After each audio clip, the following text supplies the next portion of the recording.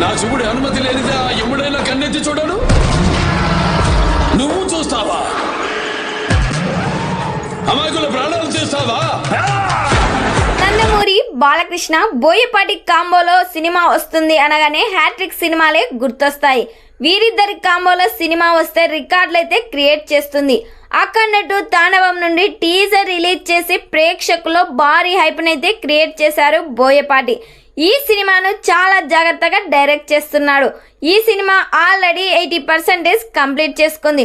త్వరలోనే మిగిలిన talkie part కూడా కంప్లీట్ చేసే ప్లాన్ చేస్తున్నారు. హీరోయిన్ గా సంయుక్త మీనన్, సెకండ్ హీరోయిన్ గా విజయశాంతి గారిని తీసుకోబోతున్నారు. అయితే ఈ సినిమాకి ఎస్ఎస్ తమన్ మ్యూజిక్ అయితే అందిస్తున్నారు.